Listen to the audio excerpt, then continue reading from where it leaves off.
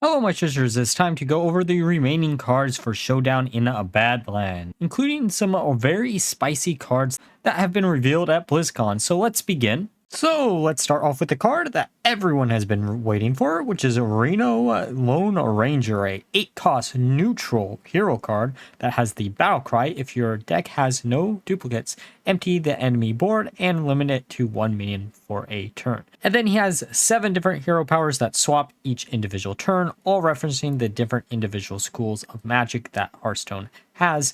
Some of these are definitely better than others. However, because they all do have the recurring theme of doing 2 damage, they should be equally as powerful as each other, at least from a damage perspective. I think Wild will probably have a lot more problems with making sure this card is balanced for what it is.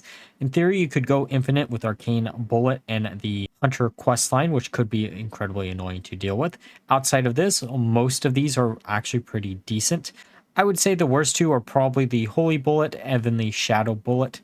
This is mainly because being able to randomly generate a random 3-cost minion isn't always going to be the best in the world, and giving a random friendly minion +2/+2 also doesn't really help if you don't run that many minions. The other ones have a lot of flexibility, and honestly, this is the big payoff for Highlander decks that we really did need to see, and I can't wait. And some other cards that got revealed is a Velarok Windblade, a 3-cost 3 attack 3 HP minion. That while this card is in your hand, play 3 cards from another class to reveal his true form, which is going to be a 3-cost dragon with 3 attack 6 HP charge.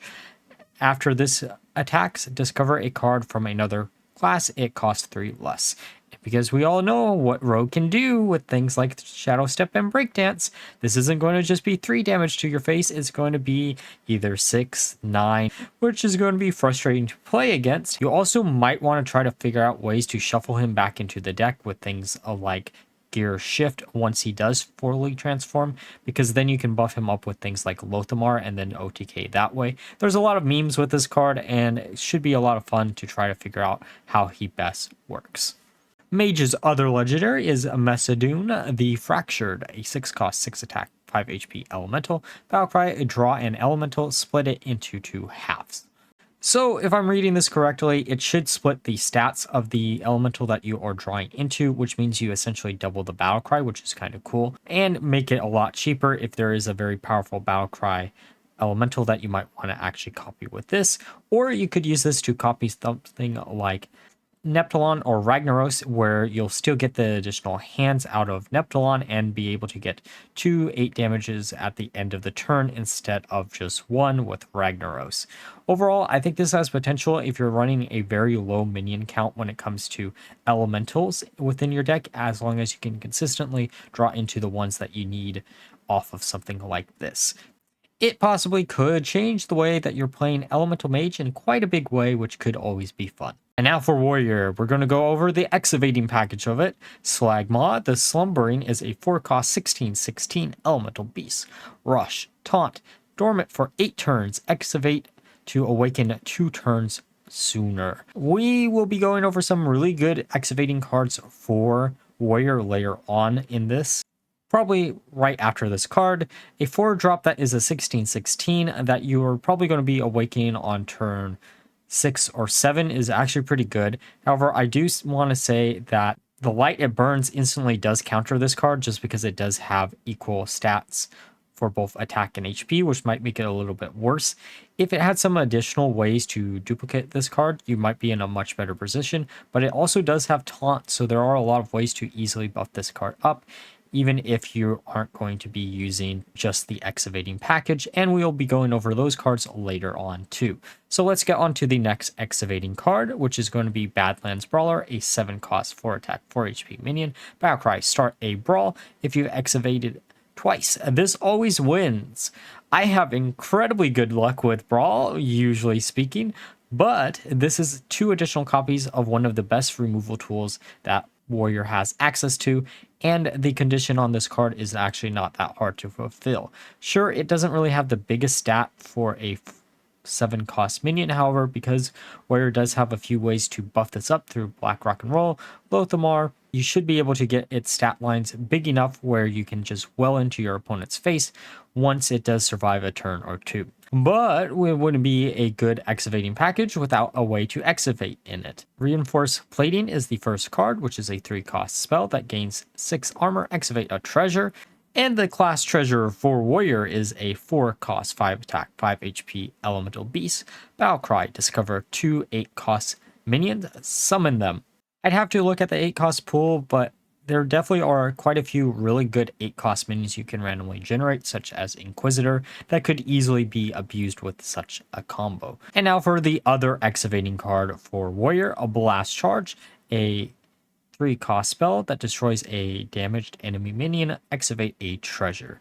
Basically a 3 mana version of Execute. However, the excavating of a treasure does make this playable in Excavating Warrior. I'm curious if we're going to be seeing a theme between Excavate Warrior and Taunt Warrior merged into the same deck because of some of the later cards that we'll be going over soon. Overall, I think this package is actually pretty decent. I would have kind of hoped maybe we would have gotten some like additional excavating tool, but honestly, having a Brawl on a stick is pretty good.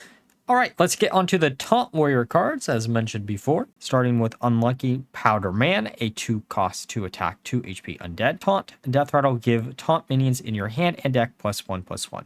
This card generated off of the 2-drop that got rotated in with the new core set at the beginning of the year is incredibly good. If you can get a bunch of additional copies of this card, you should be able to buff up your taunts within the deck and hand pretty easily, and a lot of them have ways to get you additional copies, making a hand buff / deck buff taunt deck actually possible, something that I've been trying to make work for so long, and it's really only been missing 1 or 2 really good early game minions, and this is the perfect one for that.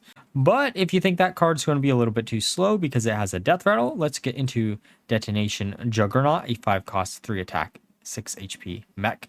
Taunt, Battlecry, give your taunt minions in your hand +2/+2. I think the previous card is going to be a lot stronger, but if you can generate enough random taunt minions through things like Training Session, you should be able to get a lot of advantage off of this card, given the fact that a lot of the Warrior taunts that I've mentioned before can easily make additional copies of themselves. Overall, this card might cost a little bit too much. I would have actually preferred maybe lowering the stats to maybe like a 1/3 and then make it a 3 cost card, but this does work pretty well, so I can't wait to try this one out. And now Blast Tortoise, a 6 cost, 2 attack, 7 HP beast with Taunt and Battlecry, deal damage to all enemy minions equal to this minion's attack. Hey, they printed similar effects to this in the past, but they were all death rattles, so they never saw any play. But this time it's a Battlecry, so maybe it will. I think this card might be a little bit too late. If it cost 1 less and maybe you lowered the stat lines a little bit, it would be a lot better.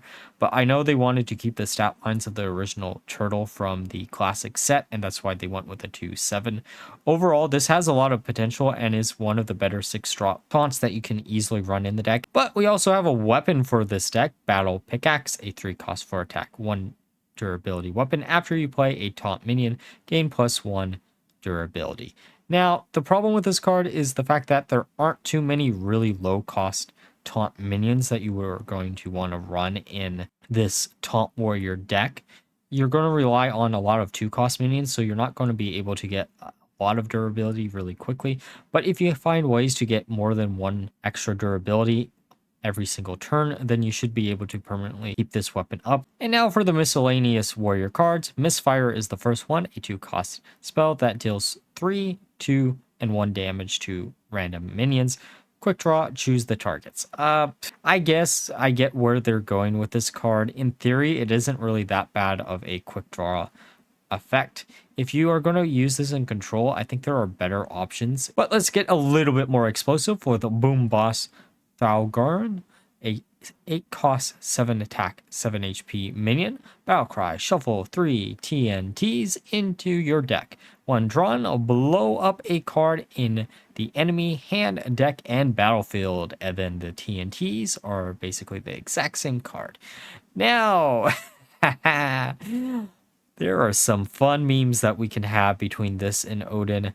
Because we are seeing a few new Brewmaster cards within the set to bounce back similar cards to this or Odin, depending on how you want to do it, you can actually have quite a bit of hand and deck control in Warrior, which is something that is really interesting and a archetype that hasn't historically been supported too much in Hearthstone. Overall, I think this card will probably end up seeing play. All right, let's start with the Paladin cards. The first one is going to be the Badlands Bandits, a 6-cost spell that get 8/3/2 bandits with bonus effects, any that cannot fit in your hand or summon instead.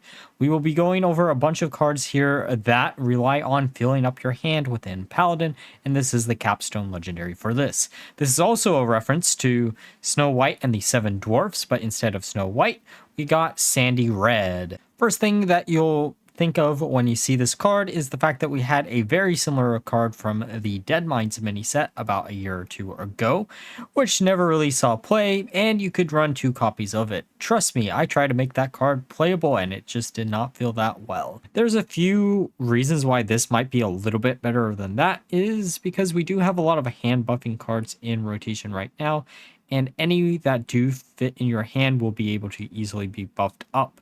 The only downside is if your hand is full of hand buff cards, then you're not going to be able to have them all in your hand, and there are definitely targets that you want to hit with those buffs, such as Pearly. But overall, honestly, I think this card, while flavor-wise is incredibly cool, I don't think this one will see too much play. But speaking of other cards that get bonus effects for having your hand full, Living Horizon, a 10 cost 4 attack, 6 HP elemental, Taunt, Divine Shield, costs 1 less for each other card in your hand. Hey, Mountain Giant has returned to standard Hearthstone, except a little bit better, at least in my opinion here.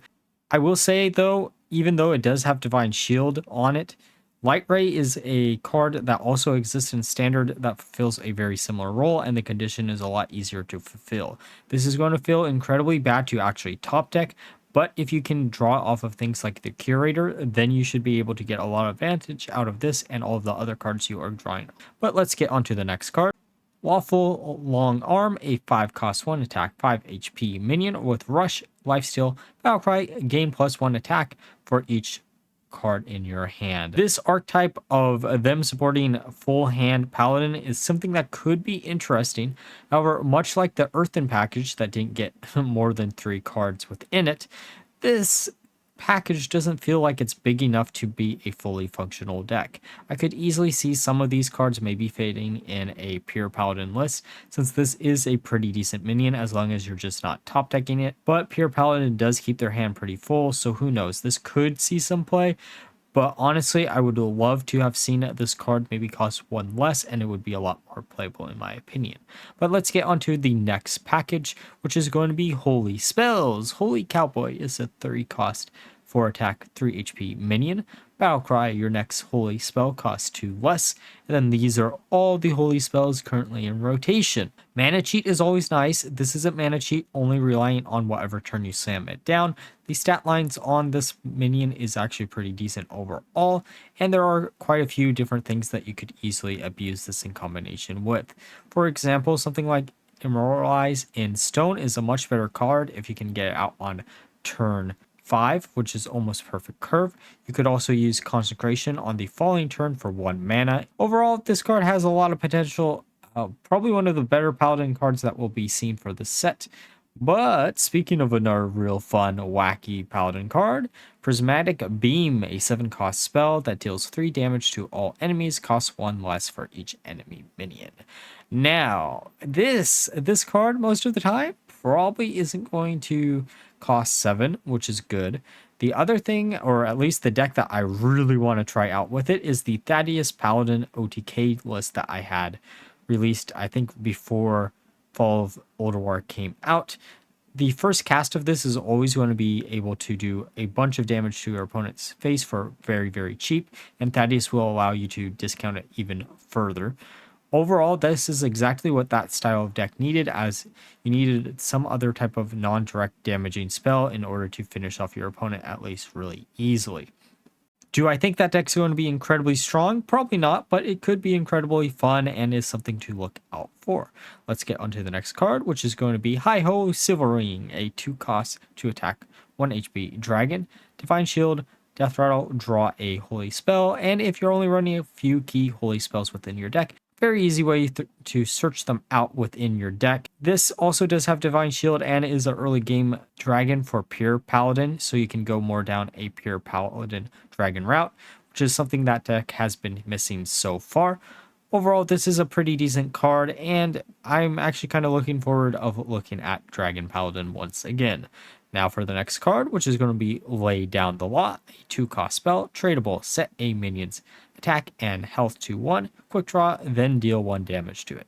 This is the perfect melding of both tradable and quick draw. Any card that has quick draw and tradable on it makes it way more playable than without it. It also has the holy tag for that good old instant draw with some of the previous cards that we just went over. Generally speaking, this is going to be removal for at least 1 minion on the board. There might be other ways that are a little bit better, but an early game removal tool is always welcome in Paladin. And now for our new aura. Deputization Aura, a 3-cost holy spell. Your leftmost minion has +3 attack and lifesteal. Last 3 turns. If you can easily position a minion that you really want on the leftmost position, this actually isn't that bad. The few cards that I could think you could use this in combination with are things like Neptulon, where you're buffing up one of the hands, so you can do up to, I think, 11 points of damage per attack instead of the good old 8 damage per attack, which is actually pretty good. Then if your Neptulon actually survives an additional turn, you can do even more damage, allowing you to easily OTK. This is also interesting because it is another example of an aura being really good in aggro, but not really good anywhere else.